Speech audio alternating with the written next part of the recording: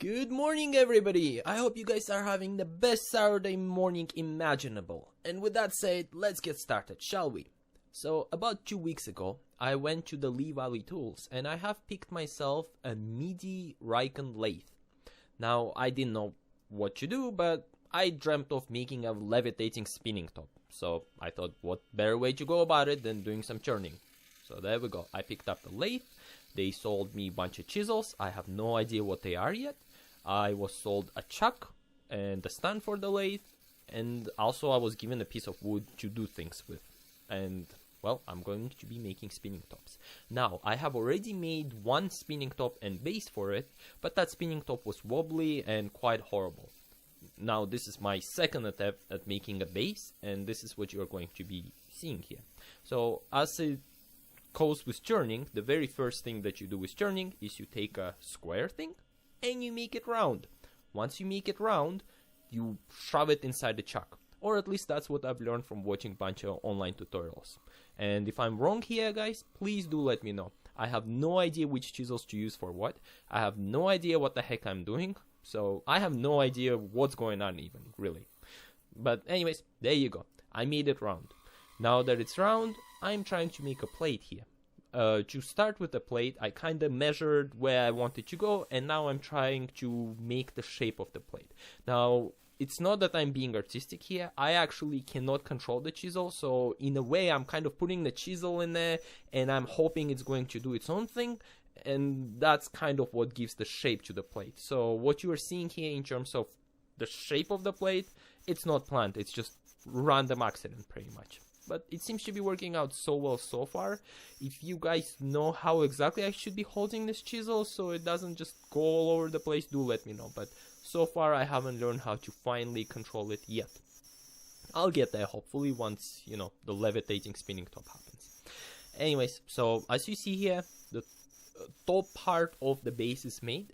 Now the next thing that I'm doing here, in order to get rid of the sharp edges, because I cannot do it with the chisel since I don't possess the skills yet, I'm sanding it down. So I'm starting off by using 60 grit sandpaper, which I ordered off of this Canadian website, Arbel or something. I will post a link later on maybe. I'm not sponsored, but at the same time, everything that I'm doing here, I'm trying to keep it as Canadian as possible. Just why not, right? So there we go. And after sanding, as you see here, the shape seems pretty decent. So the next thing that I'm trying to do is I'm trying to oil.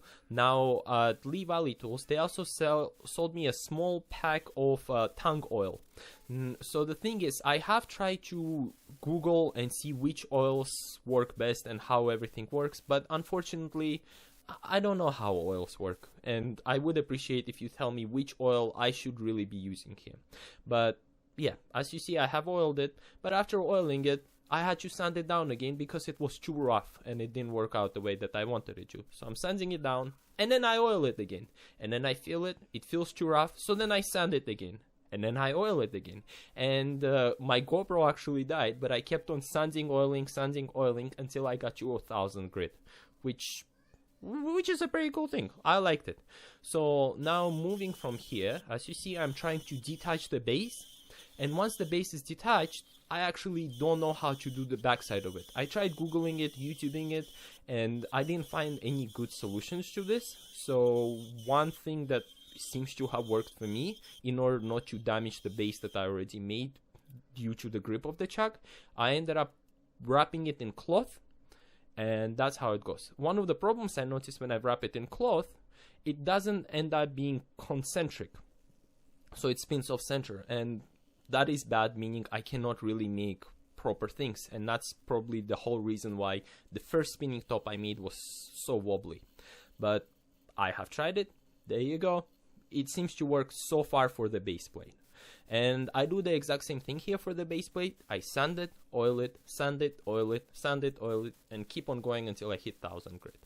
Once it's fully sanded, we have the final result. There we go, you guys. And I gotta say, I did enjoy this base plate a lot.